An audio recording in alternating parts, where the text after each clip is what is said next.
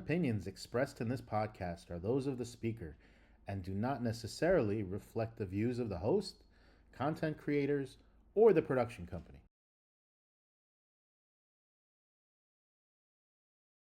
Welcome to the Foundations of Freedom with Jerome Huyler.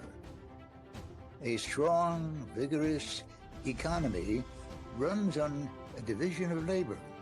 While some produce the goods, others provide the services we, the people, need and want. But behind everything we do, our work, our businesses, our daily lives, are the political decisions our leaders make in our name. Since we elect the men and women who write the laws that create the conditions in which we all prosper or perish, we all need to be fully informed political participants. The silent majority can no longer afford to remain silent. One of the most valuable services a free people require is the clarification of complex social, economic, and political ideas. Other media platforms offer biting commentary on the hot-button headlines of the day. This podcast service will explore the underlying causes of and the effective cures for what ails us. And this nation is ailing. Ultimately, to preserve the American dream, we will have to retrieve the principles that made that dream possible. But there are more pressing issues and concrete decisions to consider. So please stay tuned. In both life and business, knowing when enough is enough. Lao Tzu once said, "He who knows that enough is enough will always have enough." This ancient wisdom highlights the power of simplicity. In search engine optimization, overloading a page with keywords or plugins can ruin performance. Knowing when to stop is crucial. Simplicity ranks better, on Google and in life. Embrace moderation for success.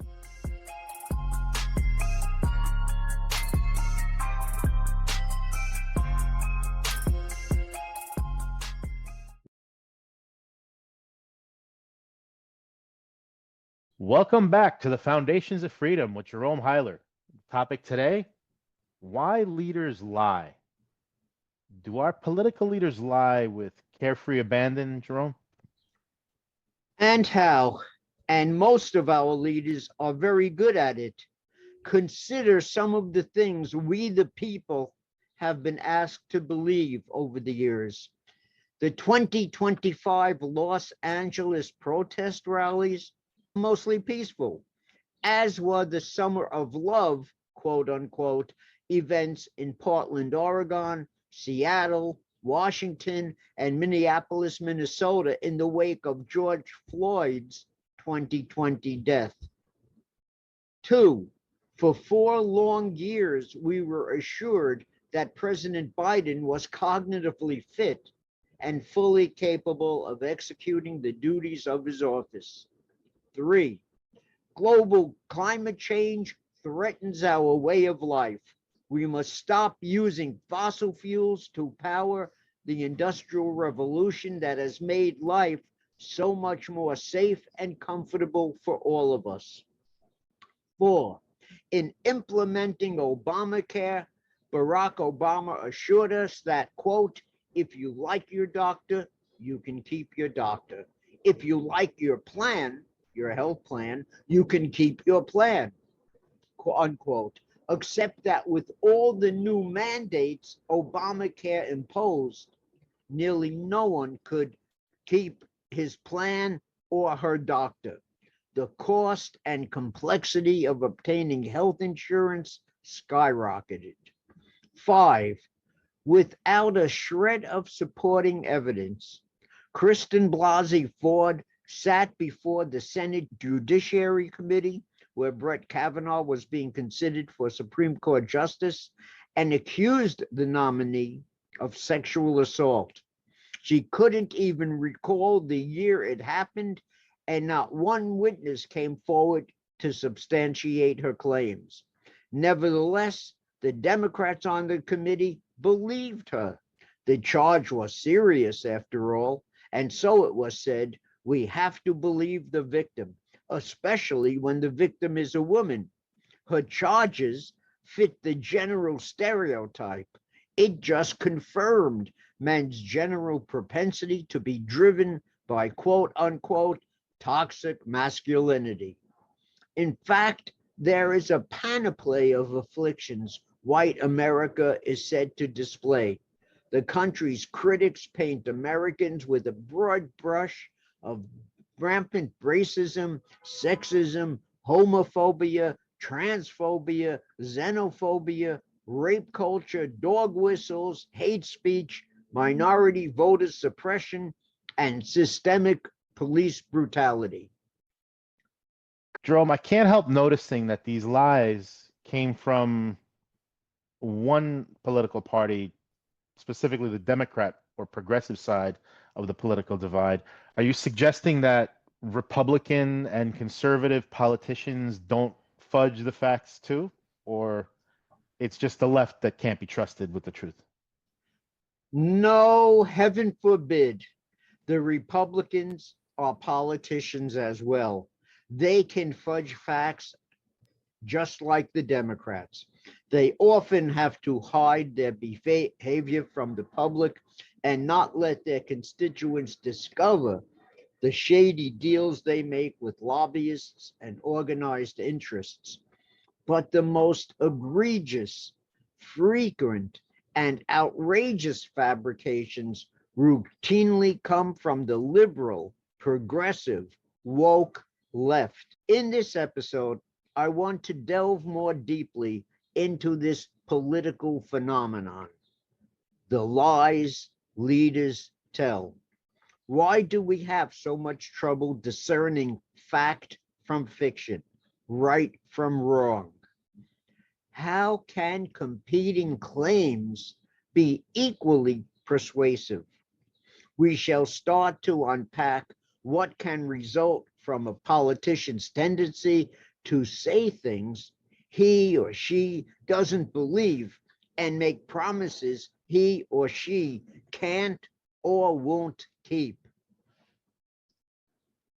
What problems are created when the real truth is concealed? And why is it important to always be honest? To the common man, honesty and integrity still count for something. To be honest is to see the world as it actually is.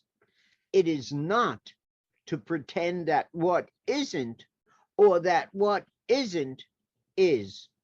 Here's the pivotal question. How can we ever expect to deal effectively with the world if we won't see it for what it is? Seeing things as they actually are allows us to find underlying causes and effective cures for our problems. Dishonesty achieves a very different result entirely, but I'm going to discuss that in our next episode 8. Honesty does something more. It lets us anticipate future conditions so we can act to avoid headaches and heartbreaks somewhere down the road. History is the laboratory we use to see what in the past has worked and what hasn't. As America's founders frequently observed, whatever will happen already has.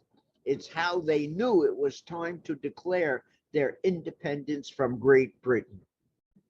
But you make honesty sound like simple common sense. And that's what honesty is.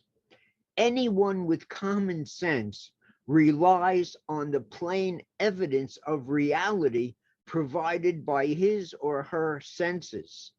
That's where the search for truth must begin, with what is plain as day in front of our faces. As a lifelong learner with a PhD in political science, I can report that most university professors philosophize with their feet planted firmly in midair. What they claim too often defies sensory experience. For example, the iron laws of a German philosopher named Hegel or another German philosopher named Karl Marx demolished free will. Their iron laws said this and that was supposed to happen without fail, and no one can do anything about it. And so the people's capacity to choose right from wrong and decide their fate was out of the question.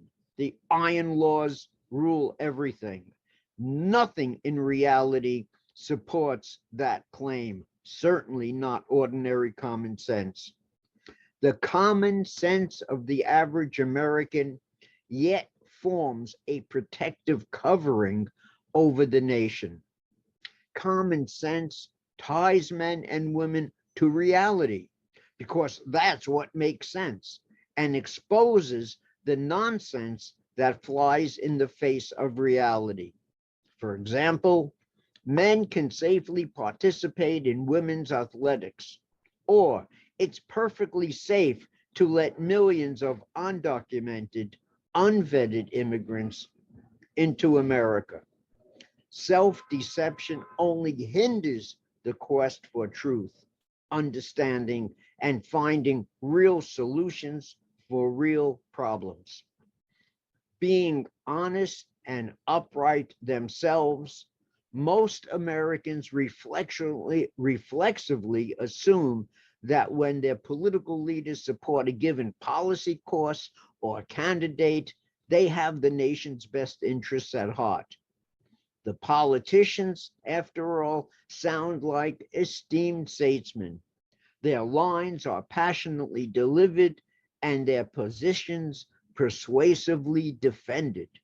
That may be, but the most sincere sounding politicians can still be acting out of motives that should be suspiciously examined. Since we elect the men and women who write the laws that create the conditions in which we all prosper or perish, it is in every citizen's self-interest to be politically engaged. Our problems will not fix themselves. They must be honestly addressed, and the connections between cause and consequence carefully investigated. It is especially important, as I've already mentioned, to consult the lessons of history, since there's really nothing new under the sun. Recalling the past enables us to see what works and what never has. But no useful purpose is served by listening to public leaders whose public pronouncements distort and misrepresent the truth, or who willfully slam their opponents with any handy, if implausible, smear. Trump is Hitler. Whatever interests such leaders have at heart, it isn't the interests of truth or justice. In an earlier episode, I listed some key reasons why Americans don't take much of an interest in politics. Among their motivations I named was cynicism. By that, I meant that people do not trust politicians to tell the truth or keep their promises. Politicians are only out for themselves, regardless what positions they may take or fine speeches they may give. Americans may do their civic duty and go to the polls on election day, but they can't really tell you for whom or what they voted. They just know politicians will say what their posters tell them people want to hear. It's as simple as that. The politicians know people won't pay attention when they break their promises, or do exactly what they accused their opponents of scheming to do. In that episode, I also pointed to a second factor that turns Americans away from politics. I called it the factor of skepticism. A man or a woman might see a TV debate between a liberal and a conservative. One pleads his case and is quite convincing. When his opponent gets his turn to offer a rebuttal, he or she sounds equally convincing. The viewer concludes, quote, "How am I supposed to know what's right if the experts themselves can't agree?" Obviously, only one of the two spokesmen captures the truth of things. Either a given policy proposal is good for the country or it isn't. There is no excluded middle. Either, quote, "defunding the police is a good idea or it isn't." Either having biological men participate in women's sports makes sense or it doesn't. Either there is a severe climate crisis or there's no crisis at all.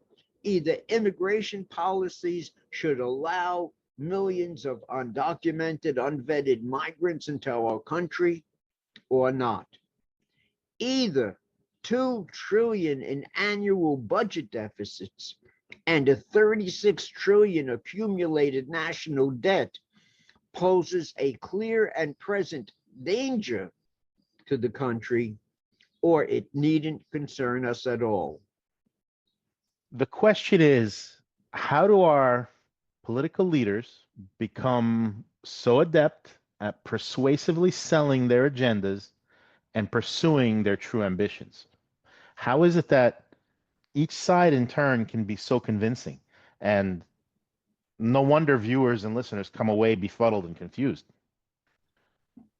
How do habits of political dishonesty form?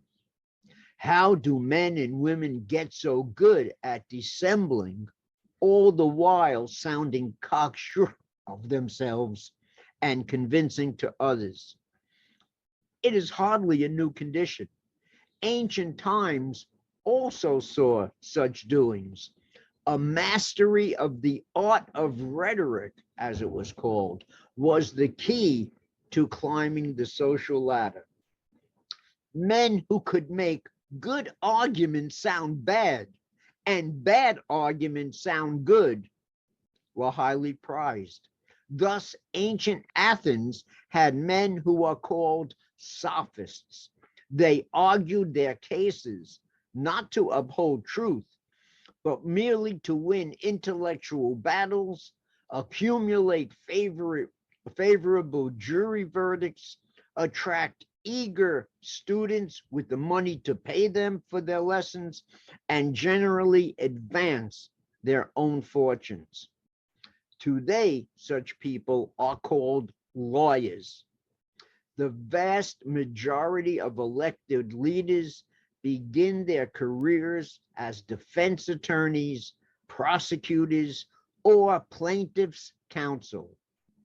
When a litigator walks through the courtroom doors, he leaves truth and reality behind him. Our adversarial justice system compels every attorney to zealously represent every client to the best of his or her ability. Active in campus debating societies, future attorneys are trained to argue both sides of any contentious issue with equal conviction and verve. Hoping to mount a successful courtroom case, a lawyer naturally constructs the most plausible and compelling narrative that could win a case. Court cases are like games of chance, featuring dueling wits and wagers.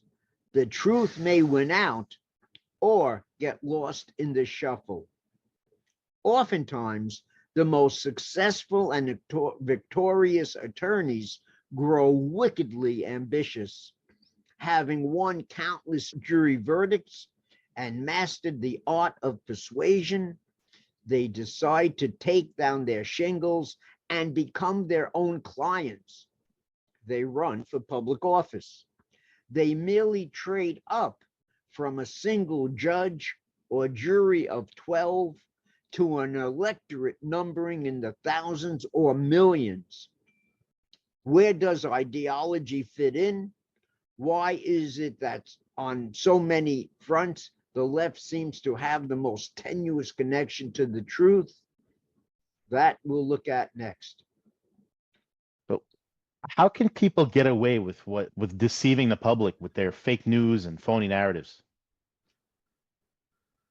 In truth, the woke progressives don't believe there is an absolute truth to find.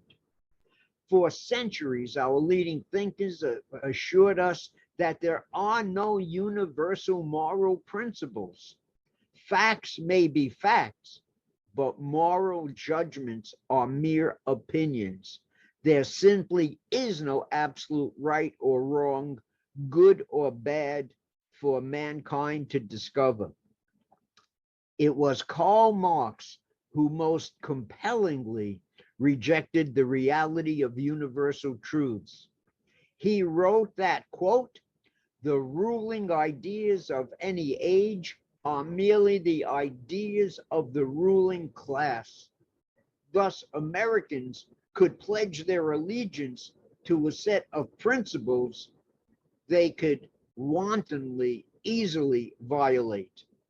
Obviously, from the treatment of the African American slaves and Native American tribes, the founders did not believe that all men are created equal and endowed with certain unalienable rights. And never mind the status of women in the minds of our founders. All such principles, say the liberal left, serve a single purpose. They are so many lies designed to justify injustice and pacify a gullible populace.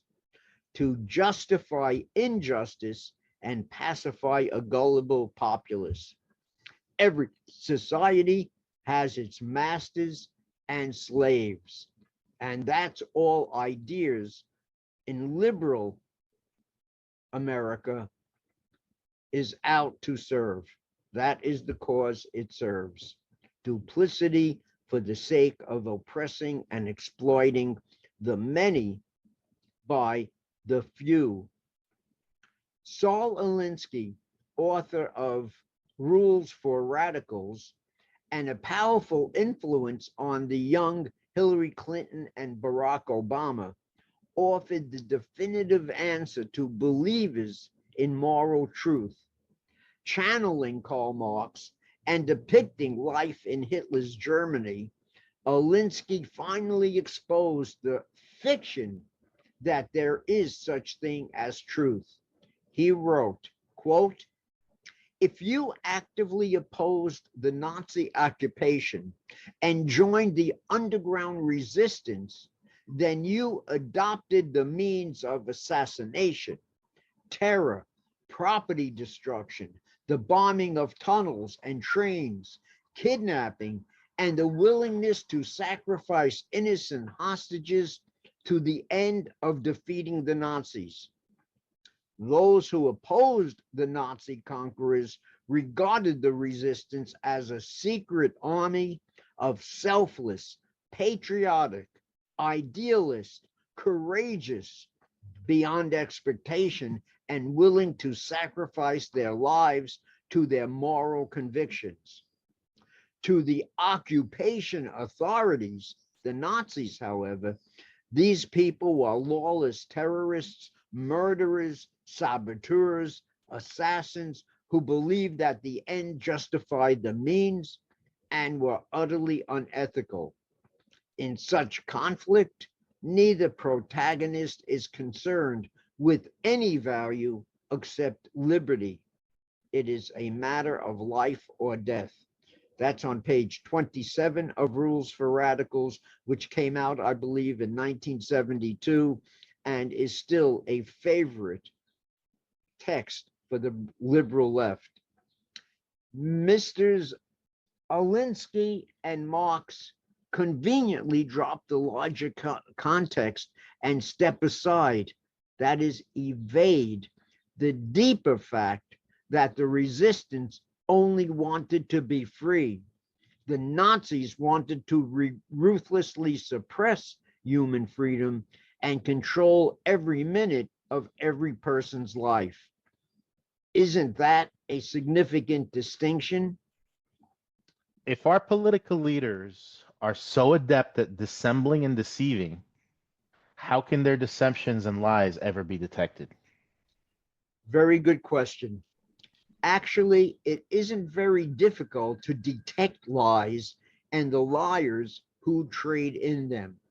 Ask yourself, what pertinent facts are being conveniently overlooked or evaded?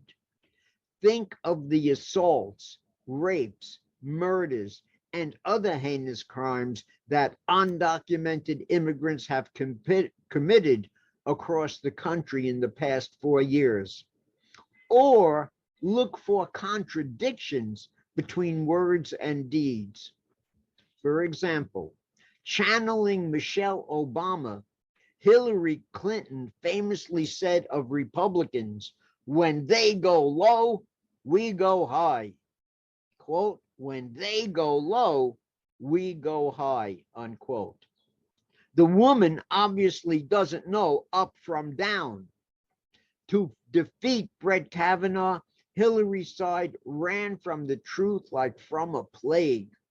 Instead of intelligently explaining how Mr. Kavanaugh's judicial principles and or temperament pose a danger to the public, they thought it more prudent to mercilessly assassinate the character of the man in front of his family and a confused world. Is that what taking the high road looks like? Does that sound like the behavior of men and women who have the country's best interests at heart? So, Jerome, you've given us a great deal to think about. All right. Why don't you sum up the main points you developed in this episode for us? Okay. In this episode, we established a number of important truths. Leaders lie. They deliberately say things they know to be untrue. We, the people, need to pay much closer attention to their claims and to how they conduct the people's business. 2, truth is the honorable thing to uphold. It is also the only way to face up to our real world troubles and to find effective cures for what ails us. Policies that fly in the face of the way things really are programmed and doomed to fail. 3, political leaders learn the art of rhetoric, the knack of deceiving the public from their law school training and legal experiences, and they become very good at it. 4, leaders who lie have to be seen for who they are. But to understand who they are, we must capture their motivations and deeper ambitions. What is it they are after? What do they really want? Is it just to hang on to their seats and their power? Are they out to do good? Or is it something else that they are after? What might that be? That will be the subject of our next episode, Why Leaders Lie, Part 2. We will unpack the deeper ambitions that drive our political leaders and what that bodes for the future of democracy in America.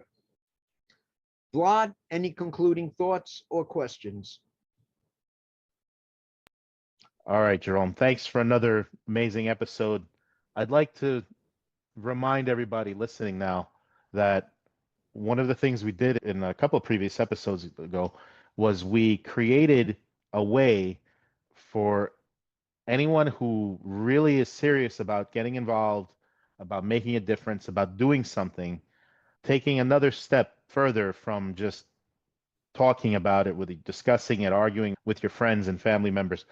If you really want to do something, then we recommend you go to Jerome Huyler's link tree on there, and there you will find a couple of websites that you can put in your address and you can identify who your local representatives are. And in that same folder, you can find a draft letter that Jerome wrote up. You can take it as it is, put your name on it, or you can modify it and add and take away whatever you like. But if enough of us write a letter, they will notice. If nobody writes a letter, then there's nothing to notice. So we recommend, if you really want to make a difference, go to Jerome Huyler's link tree. You'll find all the resources at the end of this podcast, and you can connect with Jerome on his social media. He's on Quora, he's on LinkedIn. You can find information on our YouTube channel, but basically find our link tree. You'll see the link there, and write the letter to your local representatives. Tell them what you think. Tell them what you want them to do. Remember, they work for us.